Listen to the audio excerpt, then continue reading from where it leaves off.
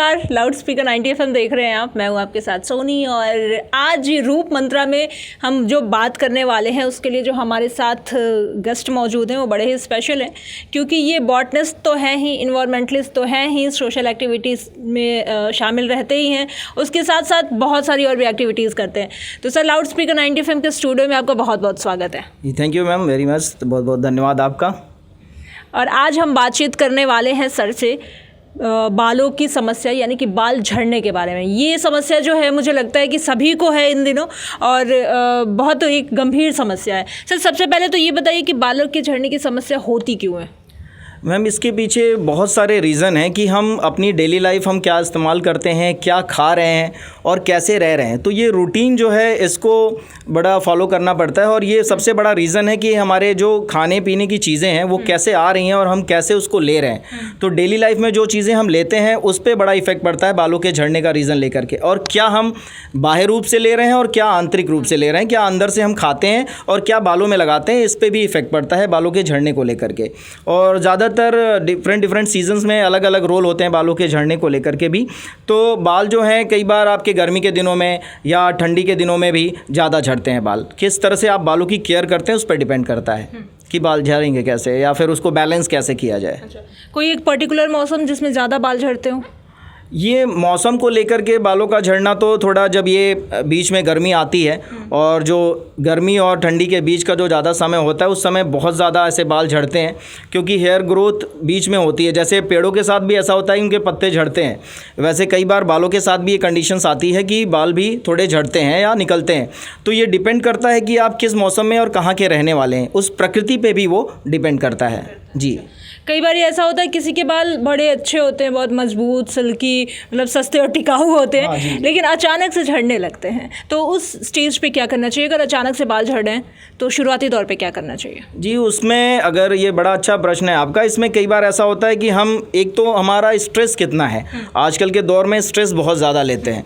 तो कई बार हम अच्छे से रहते रहते अचानक से हमारे ऊपर स्ट्रेस आती है, तो वो बाल झड़ने का रीज़न भी वो भी होता है। और एक जो मेन रीज़न है बालों के झड़ने का, अगर आपकी हेयर ग्रोथ बहुत अच्छी है, आपकी हेयर बहुत अच्छे से डेवलप हो रहे हैं और सडनली वो झड़ने लगे, तो कई बार विटामिन्स, मिनरल्स की डिफिशियंसी भी हो सकती है। इस पे भी डिपेंड करता है। और ये भी हो सकता है कि आप किस पानी का इस्तेमाल कर रहे हैं या किस जगह पे रह रहे हैं, उस पे ये इफ़ेक्ट ज़्यादा पड़ता है। तो वहाँ से बालों की झड़ने की समस्या बढ़ जाती है।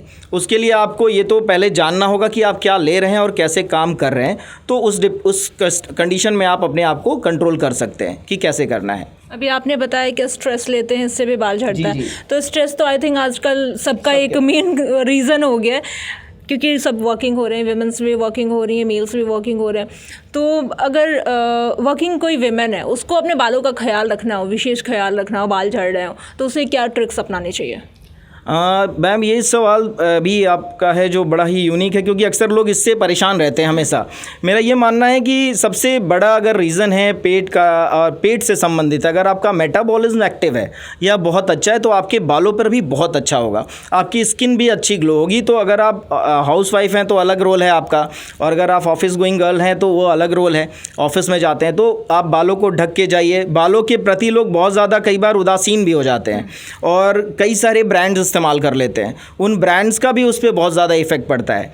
आप अगर बहुत सारे कॉस्मेटिक्स या मेकअप या बालों के लिए ट्रीटमेंट करा रहे हैं तो पहले आप उन चीज़ों को समझिए कि वो है क्या, आपकी हेयर के लिए वो अच्छा है कि नहीं अच्छा है। इस पर भी आपको कंसल्ट करना चाहिए लोगों से जो आपके एक्सपर्ट हैं। तो इस आधार पर आप अपने आप को कंट्रोल कर सकते हैं, बालों को झड़ने से बचा भी सकते हैं। तो इधर में बहुत सारे धूप हो रही है, मतलब बहुत ज़्यादा गर्मी हो रही है, ऊपर से बहुत ज़्यादा धूल उड़ रहा है तो बालों पे भी पड़ रहा है, वो इफ़ेक्ट काफ़ी करता होगा बालों को, और उसकी वजह से रफ भी बाल होते हैं। ऐसे में अपने बालों का अगर ख्याल रखें, अगर जो वर्किंग वुमेन्स हैं वो अगर अपने बालों का ख्याल रखना चाहिए तो उन्हें क्या करें? ये तो एक चीज़ और मैं इसमें ऐड करूँगा कि बाल जो है अक्सर लोग कई बार नहाने के बाद धुलते हैं बाल, तो आपने देखा होगा टॉवेल लेके बालों को नीचे करके वो अक्सर झाड़ते हैं। तो ये आप बिल्कुल भी ना करें। इससे क्या होता है कि बाल की जो स्ट्रेंथ है वो बहुत ज़्यादा वीक हो जाएगी, और बहुत तेज़ से लोग साफ़ करते हैं कई बार टॉवेल लेकर के। ये बड़ा ही थोड़ा गलत तरीका, ये हज़ारों सालों से लोग करते आ रहे हैं ऐसा कि जो ट्रेंड हमें मिल गया हम उसी को फॉलो करते चले जाते हैं। तो अगर आप बहुत सारे लोग बाल खोल के खुले में चले जाते हैं, तो कई बार आजकल तो चेंजेस हो गए हैं, हर स्टाइल होती है अपनी हिसाब से वो मॉडिफाई करते हैं। तो आप बालों को ढक के रखिए प्रॉपर तरीके से। अगर उसमें स्वेटिंग हो रही है तब उसे खोलिए थोड़ा। अगर आप कहीं कमरे में हैं तो उसे खोल के रखिए। बाहर निकलते हैं तो बांधिए उसको, अच्छे से ढक के रखिए, क्योंकि बालों का भी केयर करना बहुत ज़रूरी है। और एक मोस्ट इंपॉर्टेंट थिंग है कि आपको जंक फूड से बचना है। अगर आप जंक फूड ज़्यादा लेंगे तो हेयर फॉल्स आपके डेफिनेटली होंगे और उस पर आपका इफ़ेक्ट भी बहुत ज़्यादा पड़ेगा। हेयर्स पे तो पड़ेगा ही, बाकी आपकी हेल्थ पे पड़ेगा। और हेल्थ से इशू होगा तो बाल से लेके, स्किन से लेके, आपके इवन नेल तक पे भी असर वो पड़ेगा। तो आपका मेन रीज़न जो मैं बार बार फोकस करता हूँ कि आपके मेटाबॉलिज्म को एक्टिव रखना होगा, आपके पेट को बैलेंस रखना होगा, तो आपकी हेयर फॉल भी कम होगी।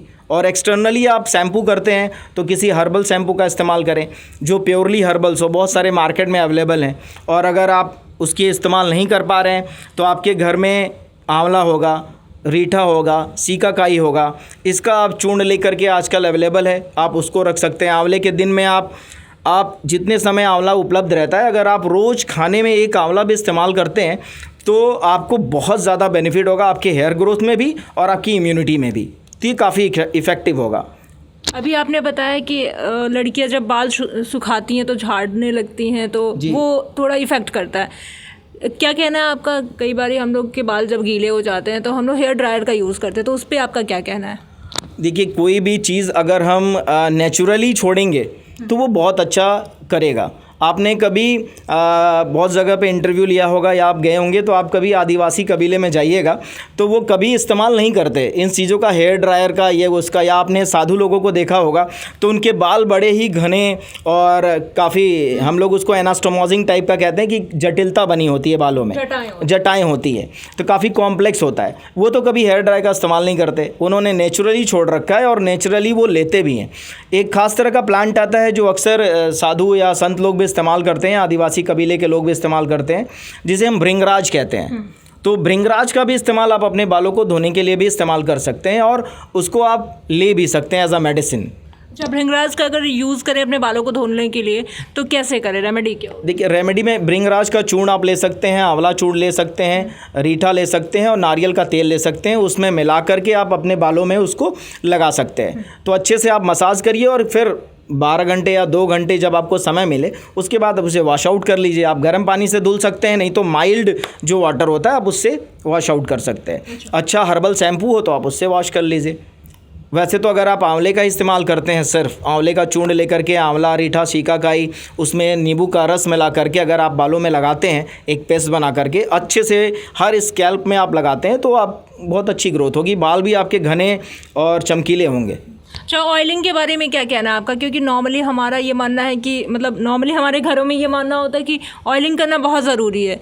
अगर आप ऑयल नहीं कर रहे तो बाल ख़राब होंगे, टूटेंगे, रूखे होंगे।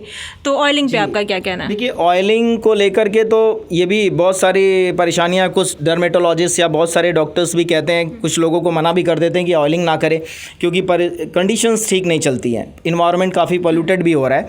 लेकिन जब आप ऑयलिंग करते हैं तो आप एक समय ज़रूर निकालिए अपने बालों को देने के लिए।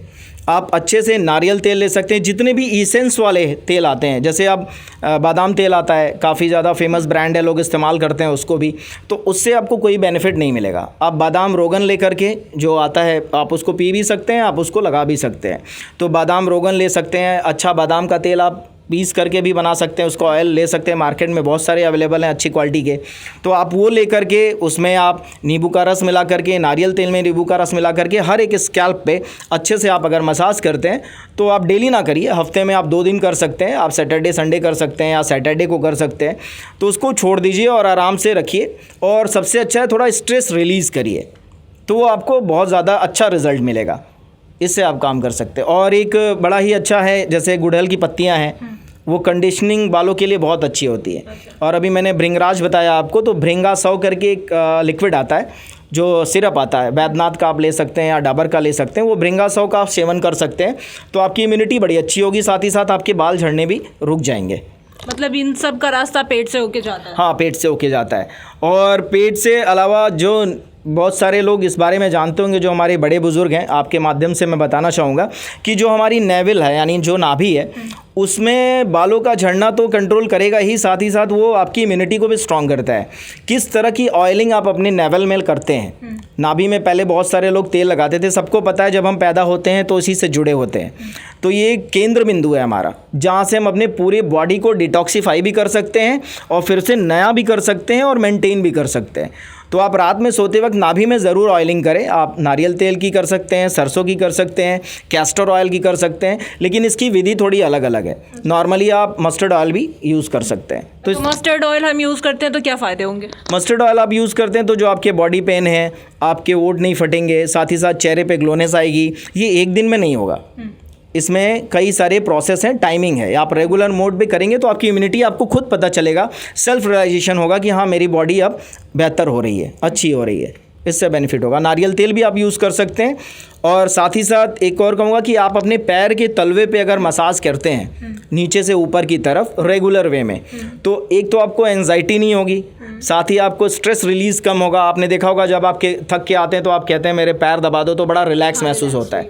तो वही पैर के तलवों पे भी बहुत सारे एक्यूप्रेशर पॉइंट होते हैं, अगर आप उनकी मसाज करते हैं अच्छे से नारियल तेल से या सरसों के तेल से, तो आपकी वो बॉडी को ही एक्टिवेट कर देगा और आपके बाल भी नहीं झड़ेंगे और आपकी आंखों की रोशनी भी अच्छी हो जाएगी। तो क्या वो कुछ अलग से ट्रिक्स होते हैं उसको मसाज करने के? नॉर्मली जो हमारे बड़े बुजुर्ग हैं वो जानते हैं उसको कैसे मसाज करना है। आप अपने अंगूठे से नीचे से ऊपर की तरफ ले जा सकते हैं, सारे पोर्स जो जितने फिंगर हैं उसको रब कर सकते हैं। इसको आयुर्वेद में अभ्यंग कहा जाता है, इसे हम अभ्यंग कहते हैं, ताकि मालिश करना होता है इसका मतलब। तो इस प्रोसेस से आप अपने आप को बहुत अच्छा कर सकते हैं। अच्छा। क्या कोई योग भी होता है जैसे कि हम बाल के झड़ने को रोक सकें? जी, योग तो अगर आप रेगुलर वे में योग करते हैं, जो ये बड़ा ही इम्पोर्टेंट क्वेश्चन भी है आपका, अगर हम योग करेंगे, जैसे बहुत सारे योगासन हैं, जैसे सर्वांग आसन है, शीर्षासन है, पर्वत आसन है, अधोमुखा स्वान आसन है, ठीक है, भुजंग आसन है, उत्तान आसन है और कपालभाति और अनुलोम विलोम, इसको लोग ज़्यादातर प्राणायाम कहते हैं। ये प्राणायाम नहीं है कि क्रिया है जिसको करने से आपकी बॉडी डिटॉक्सीफाई होती है और बेहतर होती है। तो जो मैंने योगासन बताए, उत्तान आसन, हल आसन, सर्वांग आसन, शीर्षासन, भुजंग आसन, अधोमुखा स्वान आसन, इससे आपकी जो हेयर ग्रोथ है वो बढ़ेगी, साथ ही आपका मेटाबॉलिज्म और इम्यूनिटी की ग्रोथ बहुत अच्छी होगी। तो ये बहुत बेनिफिट करेगा आपको। तो मैं कह रहा था कि अगर बहुत अच्छी रेमेडी है तो आप आलू के जो छिलके हम फेंक देते हैं, तो आलू के छिलकों को आप रख लीजिए और उसको सुखा लीजिए, और जब आप नहाने जाएं तो पानी गर्म करके उसमें डाल करके उस पानी से आप नहाएंगे तो आपके बाल बहुत स्मूथ और चिकने और घने भी होंगे। तो बहुत सारी चीज़ें हैं जिसको आप उसको कंट्रोल कर सकते हैं। साथ ही साथ आप तुलसी का रस इस्तेमाल कर सकते हैं। 2-3 चीज़ें जो मैं बोल रहा हूँ पहले से ही कि आंवला, रीठा और शिकाकाई, इस पर हमें वापस आना चाहिए, जो ये हमारे लिए बहुत बेहतर है। उसमें आप नींबू के रस मिला करके अपने आप को बालों में लगाइए, पेस्ट बना के लगाइए। मेहंदी के पत्ते, इडिंगो पाउडर जो आता है, नील इडिंगो पाउडर होता है जो आपके बालों को काला कर सकता है बहुत अच्छे तरीके से। तो पहले आप मेहंदी के पत्ते लीजिए, उसमें आंवला चूर्ण डाल करके उसको अच्छे से बॉयल करके रख लीजिए, उसका पेस्ट बनाइए, फिर उसको बालों में लगाइए। उसके बाद 15 से 20 मिनट के बाद आप इंडिगो पाउडर का पेस्ट बना करके छोड़ दीजिए, फिर उसको वॉश आउट कर लीजिए। तो ये आपकी रेमेडी है। इसमें बहुत सारी चीज़ें ये उत्पन्न होंगी, बात आएगी बार बार कि कैसे करें, ये बहुत लंबे प्रोसेस होते हैं तो हमें, लेकिन अगर आप अपने को स्वस्थ रखना चाहते हैं तो कुछ समय आपको देना होगा। आप अगर नियमित योग करेंगे तो आप खुद देखेंगे कि आपकी हेयर ग्रोथ अच्छी होगी। तो शीर्षासन बेस्ट है, आप उसका नियमित अभ्यास किसी योग प्रशिक्षक के रूप में करिए, योग प्रशिक्षक के देखरेख में करिए तो बहुत अच्छा होगा। बाकी सर्वांग आसन, हल आसन, अधोमुखा स्वान आसन, उत्तान आसन, ठीक है, और कपालभाति, अनुलोम विलोम, ये सारे प्राणायाम आप करेंगे तो आपके चेहरे पे ग्लो होगी, स्किन अच्छी होंगी और तो हेयर ग्रोथ भी अच्छी होगी, स्कैल्प भी आपके बहुत अच्छे रहेंगे। लास्टली जाते जाते गोरखपुर के लोग या फिर जो भी आपको देख रहे हैं उनसे क्या कहना चाहेंगे? हाँ, आपके चैनल के माध्यम से मैं यही कहूँगा कि सबसे अच्छी बात यह है कि आप खुश रहिए। जितना ज़्यादा आप बर्डन लेंगे उतनी ज़्यादा आपको नुकसान होगा। तो कोशिश करिए अपने आप को स्ट्रेस रिलीज़ करने की। जो आपकी हॉबी पसंद है 10 मिनट उसके लिए निकालिए और बाकी किसी दूसरे की मदद भी करिए। अगर कोई निडी है तो उसकी मदद ज़रूर करिए।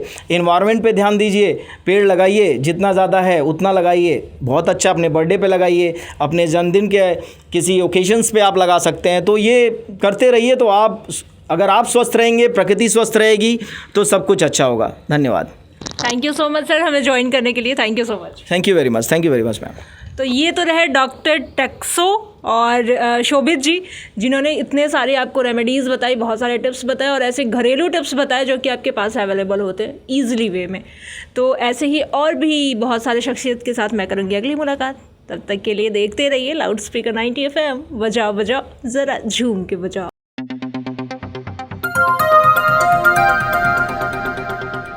बजाओ जरा झूम के बजाओ, बजाओ बजाओ जरा झूम के बजाओ।